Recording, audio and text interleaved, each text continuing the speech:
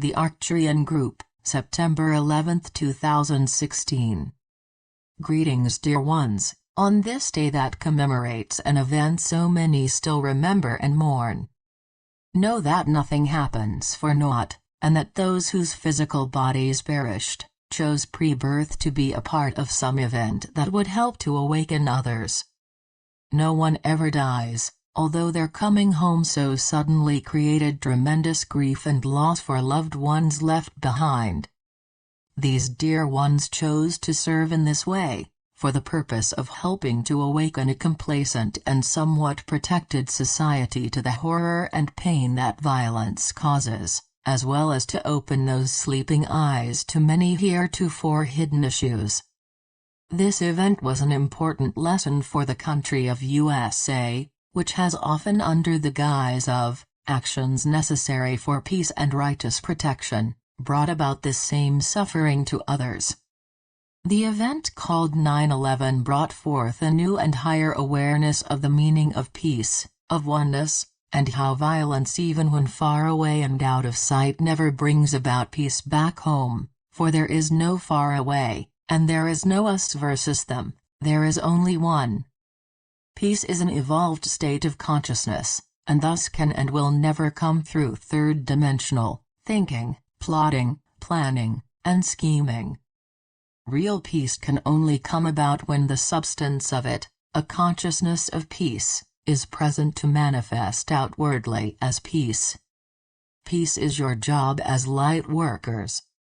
You are awake, and thus carry the light of oneness with you into every situation of daily living, the awareness of Source as being the only power, only presence, and only reality present within every person.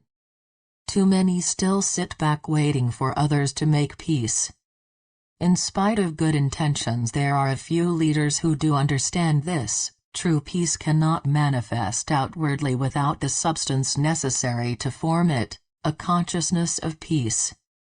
Many leaders as well as individuals pretend to want peace, while acting out from a consciousness of violence in order to achieve self-serving and self-righteous goals, without care as to how many may be hurt in the process. They justify their actions by telling themselves and others that what they are doing is for the good of mankind.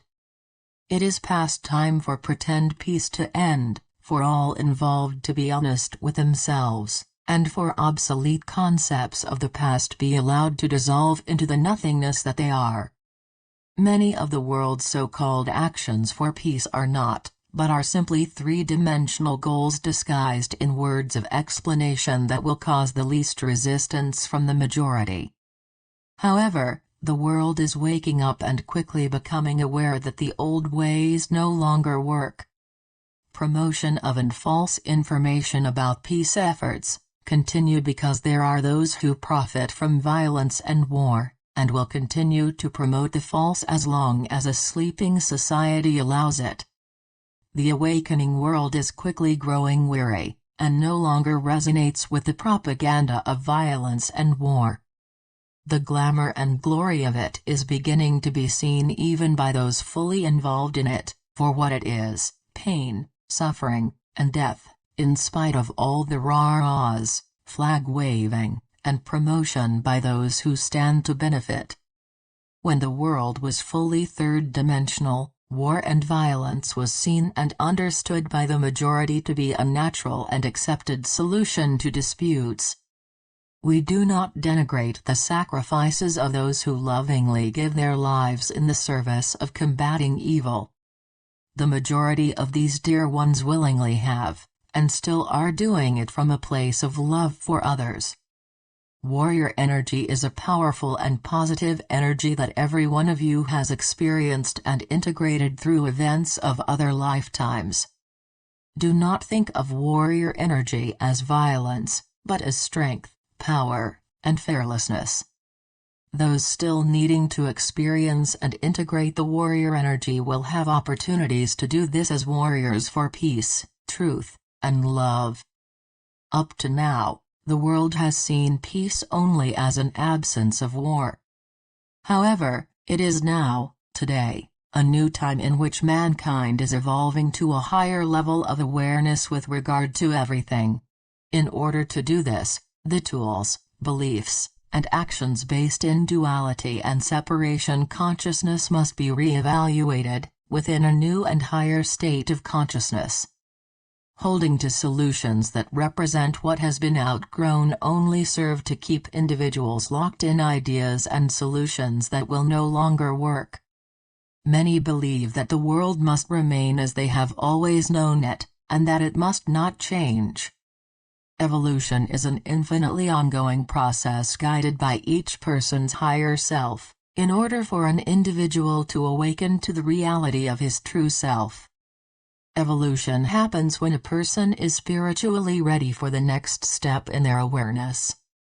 Some awaken quickly, others need wake-up calls, but all will at some point awaken to truth, perhaps many lifetimes from now. The world is in the midst of intense energies of evolutionary change, and you are all feeling this. Hold to your center in spite of what happens in the outer world. Release the need to know about every bit of news or gossip floating through the airwaves, and practice seeing reality behind both good, as well as bad appearances, because both are illusory. What is the reality? Only the attributes of Source are reality, and these forever held in place by divine law.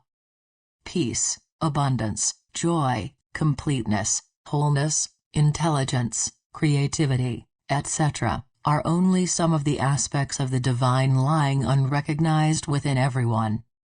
Claim your divinity, dear ones, for you are ready. There are many young people of evolved states of consciousness on Earth, or coming in at this time. They have lovingly chosen to assist with Earth's evolutionary ascension. Their light is reflecting throughout the world in new ways of seeing and thinking, for they do not see things the same way that those still holding old energy do. Parents, teachers, and families are rapidly becoming aware of bright little ones and teens, who do not buy into beliefs of duality and separation, or old ways of doing things, often causing consternation to those around them who believe that their way is the only right way. Listen to and heed the messages of these old souls in new bodies, and do not try to force them into cages of conformity, because they are young and you believe you know best.